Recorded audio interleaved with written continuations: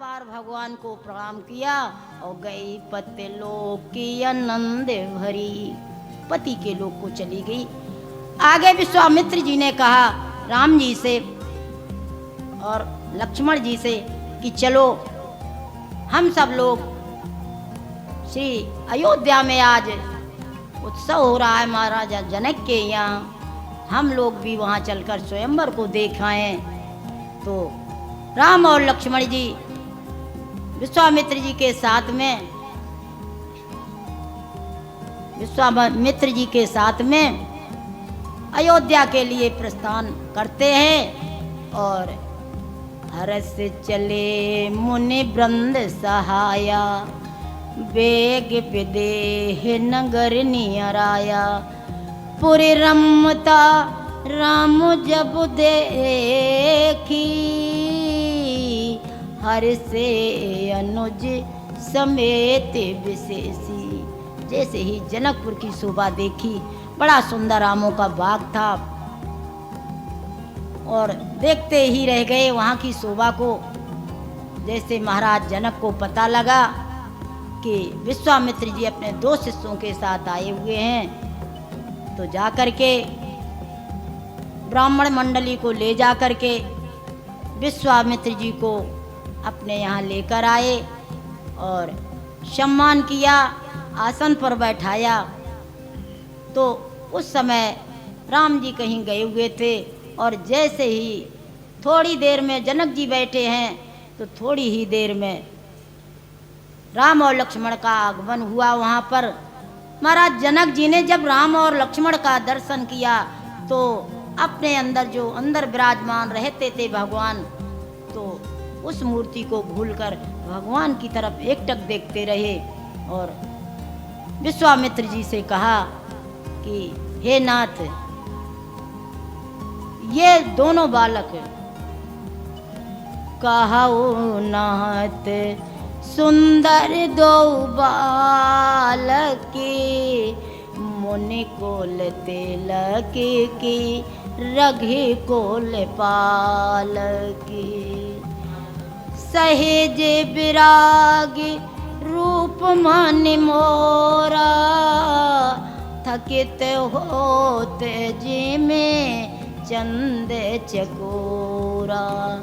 ताते प्रभु पूछूं सत्य भाऊ, नाथ जाने जन करिए दुराऊ। इनाही बिलोकति अति अनुरागा, बरे बस ब्रह्म में सुख मन त्यागा। बरे बस ब्रह्म में सुख मन त्यागा। हे नाथ, ये दोनों बालक किसी मुनि श्रेष्ठ के हैं या किसी राजा के राजकुमार हैं, क्योंकि जैसे ही हमने इनको देखा है तो मेरे अंदर विराजमान जो इष्ट हैं वहाँ से मेरा ध्यान उठ करके इनकी तरफ आकर्षित हो गया है। तो ये कोई साधारण बालक नहीं हो सकते हैं। इसलिए मैं आपसे सत्यता जानना चाहता हूँ कि ये बालक आखिर हैं कौन, जिनको देखकर हमारे अंदर इतना वात्सल्य भाव बढ़ रहा है, इतना प्रेम बढ़ रहा है। महाराज दशरथ जी ने कहा, विश्वामित्र जी ने कहा कि हे राजन, ये दोनों महाराज दशरथ के पुत्र हैं। ये 2 दशरथ के ढूटा, बाल मरालन के कल झूठा, मुनि कौशिक मक्के रखवारे। ये वही बालक हैं जिन्होंने यज्ञ की रक्षा की है। तो जैसे ही गुरु विश्वामित्र जी बता रहे हैं, राम मुस्कुरा रहे हैं कि अब रहने दीजिए, पूरी बात मत खोलिए गुरुदेव। हाँ, रहस्य को रहस्य ही बना दे रहे तो अच्छा है। इसके बाद जाकर के महाराज जनक जी ने सुंदर आमों का बाग था, वहाँ पर विश्राम कराया। और विश्राम जब करने गए, वार्ता चल रही थी, उसी वक्त जो है लक्ष्मण जी राम जी से कुछ बातें कर रहे थे। इनका मन जो महाराज जनक जी और विश्वामित्र जी की वार्ता हो रही थी वहाँ पर नहीं लग रहा था। तो लक्ष्मण जी की बातों को सुन करके राम जी ने सोचा मैं गुरु जी से पूछ लूं। राम जी ने गुरु जी से कहा गुरुदेव कि नाथ लखन पूरे देखन चाहाई, नाथ लखन पुर देखन चाहाई, प्रश्न करते सकुचते मन आई, जो राउरी आयु से मैं पाऊं, नगर दिखाए तुरंत ले आवूं, नगर दिखाए तुरंत ले आवूं। राम जी ने पूछा हे गुरुदेव अगर आपकी आज्ञा हो तो लक्ष्मण चाहता है कि मैं श्री जनकपुर में जाकर के और उसका सब लोगों का दर्शन कराऊं, क्योंकि लक्ष्मण जो हैं जीवों के आचार्य हैं। वो सोच रहे हैं जनकपुर वासी यहाँ आए या ना आए, दर्शन करें या न करें प्रभु का, लेकिन हमारा कर्तव्य बनता है कि मैं स्वयं भगवान को ले जा करके और गलियों गलियों में घूम करके सारी जनता को राम जी का दर्शन करा दूं। उनका अभिप्राय था लक्ष्मण जी का। गुरुदेव बोले कि ये ऐसे पूछ रहे जैसे इन्होंने कभी देखा हो जनकपुर को कि नगर दिखाए तुरंत ले आवो, कि हम जा करके नगर को अवलोकन करा करके तुरंत वापस ले आऊँगा। तो गुरु जी ने हंस कर कह दिया जाए देखिया बहु नगर सुख निधान दो भाई, करहु सुफल सबके नयन सुंदर बदन दिखाए। गुरु जी ने भी आज्ञा दे दी जाइए आप लोग अपना वहाँ दिखा करके सबको अपना दर्शन करा के लौट आइए। और जा कर के राम और लक्ष्मण ने नगर का दर्शन किया और पूर्ववासियों ने भी दोनों भाइयों का दर्शन किया। तो जैसे ही सब लोगों ने देखा तो सब लोग अपने अपने महलों के बाहर निकल आए, दर्शन कर रहे हैं। युवती भवन झरोकन लागी, राम रूप देखें अति त्यागी। युवतियाँ जो हैं बेटियाँ बहुएं ऊपर से देख रही हैं, क्योंकि पुरुषों को अपने पुरुषार्थ का था गमन कि हम तो कहीं भी होंगे जाकर के दर्शन कर लेंगे, लेकिन युवतियों ने सोचा हमें दर्शन कहाँ मिलेगा, वो कर रही हैं दर्शन। तो सबने अपने अपने हिसाब से प्रभु का दर्शन किया। लौट करके महाराज राम जी ने शाम हो रही थी, गुरु जी के पास गए हैं और सभी ने शाम को भोजन आदि विश्राम के लिए भोजन करके विश्राम के लिए जैसे ही तैयार हुए, प्रभु राम ने लक्ष्मण जी ने पहले गुरु जी के चरणों को दबाया और फिर लक्ष्मण जी ने जो है श्री राम जी के चरणों को दबाया। बार बार गुरु जी के कहने के बाद ही दोनों भाई सोने के लिए चले हैं। ये शिक्षा है कि जब स्वयं भगवान राम ने भी मानव के रूप में अवतार लिया तो गुरु के प्रति अपना कर्तव्य कितना सम्मानजनक निभाया। और आजकल तो लोग अपने माँ बाप के लिए नहीं निभाते हैं, भगवान और गुरु के लिए तो कहे उनको समय ही नहीं मिलता है जाने के लिए कथा सत्संग में कहीं। और जैसे ही रात बीती, गुरु विश्वामित्र जी ने अनेक ऐतिहासिक कहानियाँ सुनाई।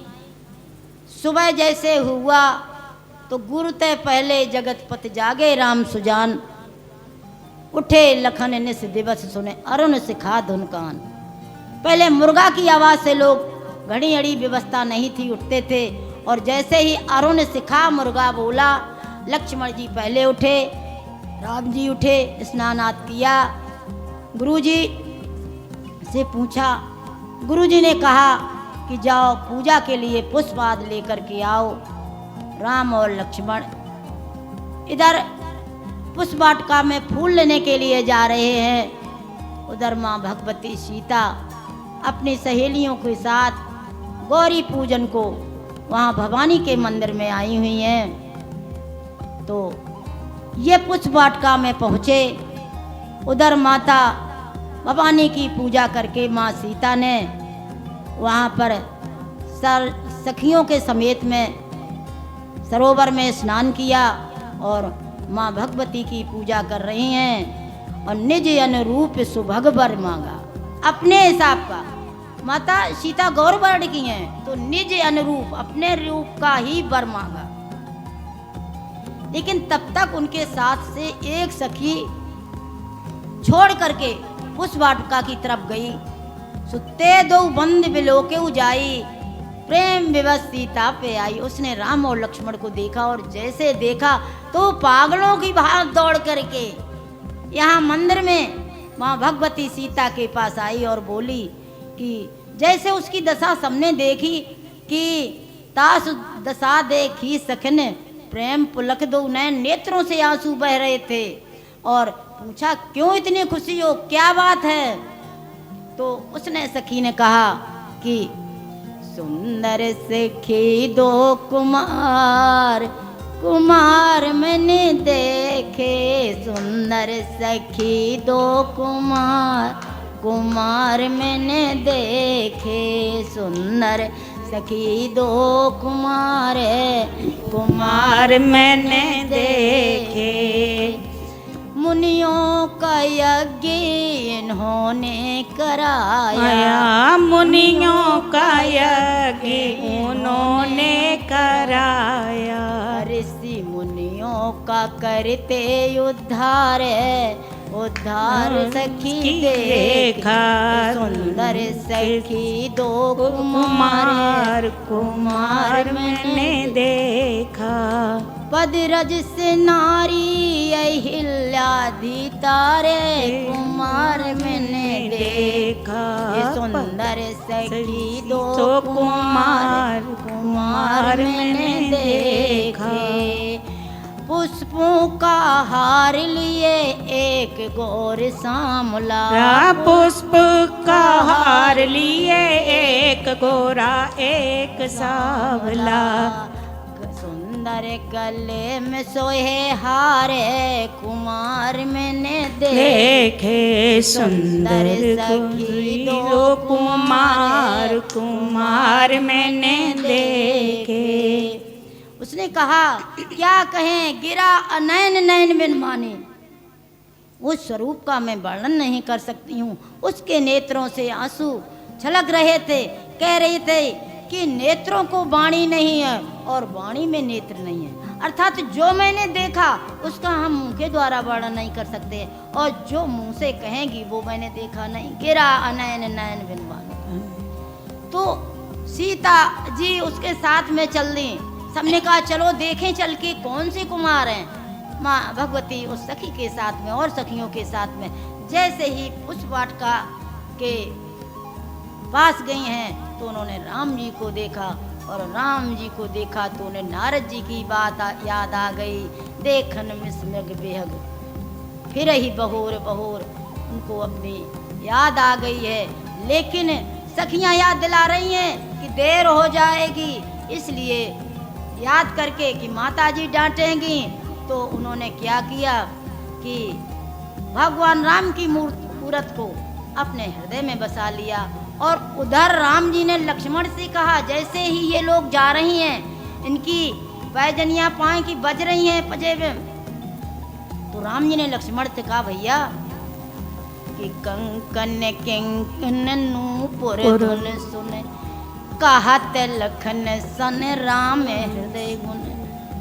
मानहु मदन दुंदुभी दीनी, मन साबी विजय कर चीनी।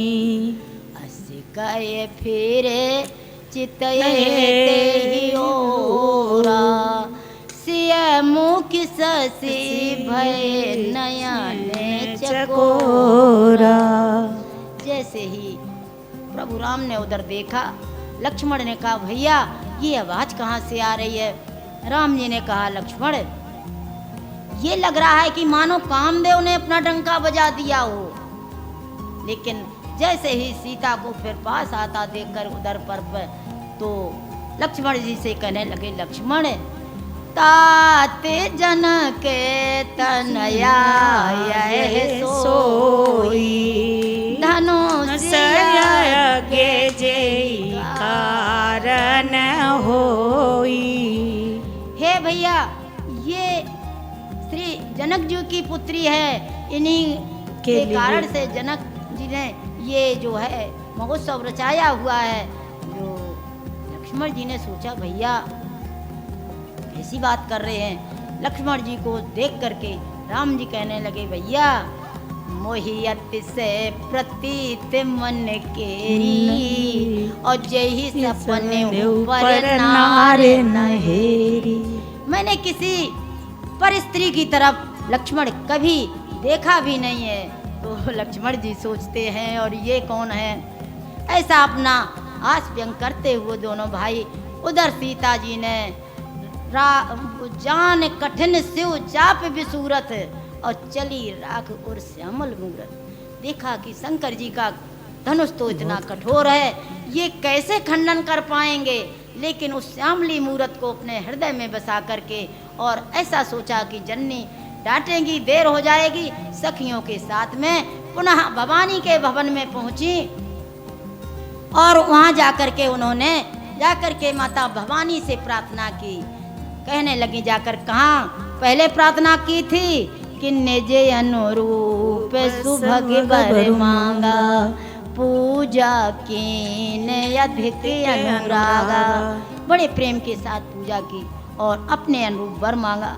लेकिन जब राम और लक्ष्मण के स्वरूप को देख लिया, भगवान की मूर्ति को अपने हृदय में बसा लिया, तो पुनः माता भवानी के भवन में आई हैं और कहने लगी हे माँ जय जय गिरिवर राज किशोरी जय महेश मुख चंद चकोरी जय गज बदन खड़ा नन माता दुष्टि दलन दामिन दुति गाता नहीं तो आदि माते अवसाना अमित प्रभाव भेद नहीं जाना भव विभव पराभव कारण बेस विमोहिनी सुबह से विहारन पति देवता सती में माति प्रथम तोरे महिमा अमित न सके के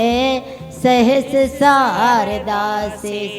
हे भवानी, हे शिव की प्रिया, हे गणेश की माँ, हे कार्तिकेय की माँ, आपकी महिमा अमित है, आपका प्रभाव संसार में कौन नहीं जानता है। हे माँ, आप हमारे मन की जानती हो, इसलिए कि नेहु प्रकट न कारण ते ही।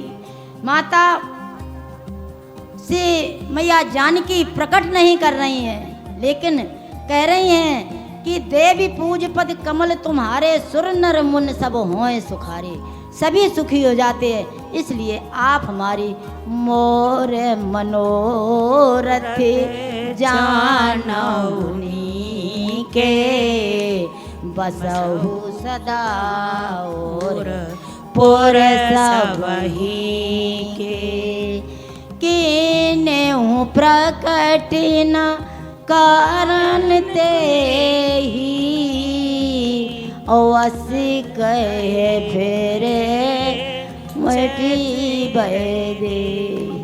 वैदेही ने बार बार भगवान माता को प्रणाम किया और कह रही हैं आप तो सबके मन की जानने वाली हैं, सुबह से विहारणी संसार का विहार करने वाली हैं, सबके हृदय की जानने वाली हैं, देवता लोग सभी आपकी आराधना करते हैं। हे माँ, हमारी मनोरथ को पूर्ण कीजिए।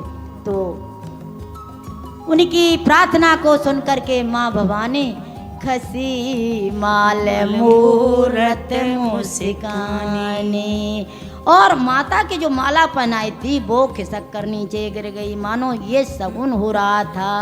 खसी माल मूरत मुस्कानी जाहिरा चौ मिलहि सोबर सहज सुंदर सांवरो करुणा निधान सुजान शील स्नेहिर जान तेरावरो ए भांति गौरे असीस सुनिसिय सहित ही हर्षी अली तुलसी भवानी पूज पुन पुन मुदित मन मंदिर चली। जय सियहि हरत न जाए कई मंजुल मंगल मूल बाम अंग फरकन लगे।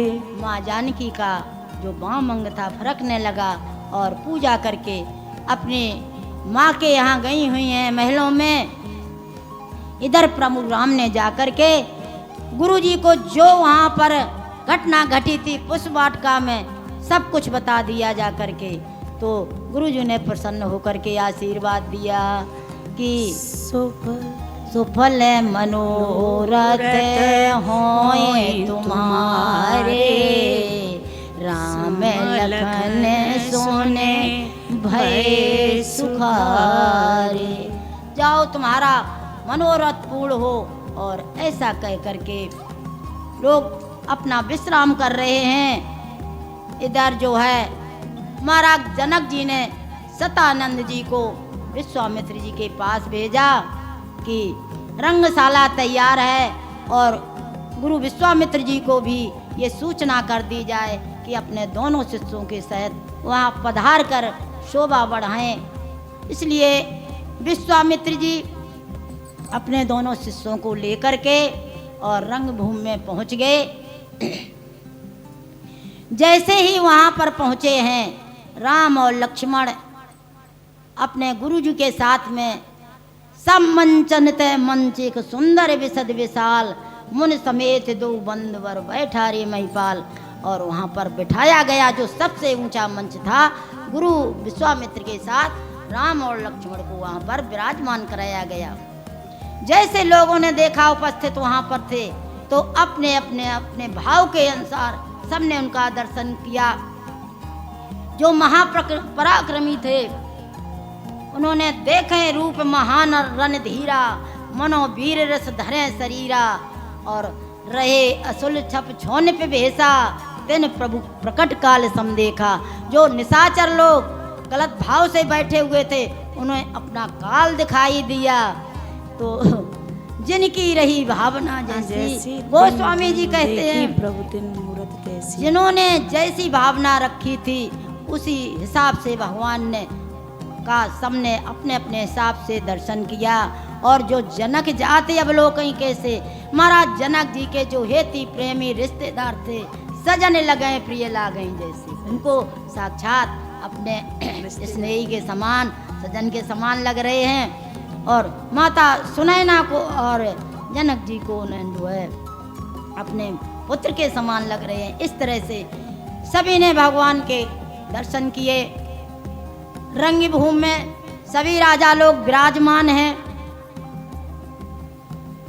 आकर के जनक जी ने अपने एक दूत से कहा हमारी जो प्रतिज्ञा है उसको सभा स्थल में सुनाया जाए।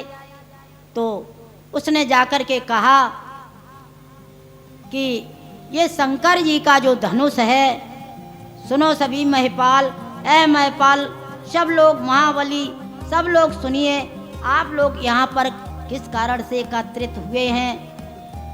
शिव जी का जो ये धनुष है ये बड़ा कठोर है और शिवधन राहु तुम्हारे राजाओं का बल चंद्रमा है और शिवधन राहु, शिव जी का धनुष जो है राहु के समान है, बहुत ही कठोर है, सारे संसार को विदित है। लेकिन जो धनुष पर त्यंचा चढ़ा देगा, इसका खंडन कर देगा, तो उसी के साथ वो अपनी पुत्री सीता का विवाह कर देंगे। त्रिभुवन समेत वैदेही, बिना हटके किसी बात के वैदेही का विवाह उसी के साथ में कर दिया जाएगा। सबको सूचना सुना करके और बंदीजन बैठ गया। अपने अपने समय के अनुसार सभी राजाओं ने जा करके उस धनुष को उठाया। जितने भी थे राजा महाराजा जो वहाँ पर उपस्थित थे, सब लोगों ने बारी बारी से धनुष को उठाते गए, लेकिन किसी ने उठाना चढ़ाना तो दूर, तिल भर भूम न सके उठाई, तिल भर कोई खिसका नहीं सका। सभी श्रीहत हो गए, अपनी हार एक तरह से मन में मान करके बैठ गए। महाराज जनक जी को बड़ा दुख हुआ, जिसकी बेटी ब्याह के लिए बैठी रहे, वो सोच रहे हैं अगर प्रण को छोड़ता हूं तो कीरत नष्ट हो जाएगी, और अगर प्रण पर बना रहता हूं तो हमारी कन्या कुंवारी रह जाएगी। बड़ा दुख है, सभी जनकवासी दुखी हैं। जब किसी ने उस धनुष का ना खंडन कर पाया, ना उठा पाया, जनक जी ने क्रोध में आकर के कहा कि मैंने दीप दीप से सभी राज्यों से राजाओं को आमंत्रित किया था कि दीप दीप के भूपति नाना आए सोने पने जो मन ठाना। सभी लोग आए हैं, देव धनुष मनुष्य सभी उपस्थित हैं, लेकिन किसी ने भी उस अजगर धनुष को ना उठा पाया। तोड़ने की तो बात दूर है, तिल भर भूमि न सके छड़ाई। इसलिए अब मैंने ये मान लिया है कि ताजा हुआ से निज निज ग्रह जाऊ,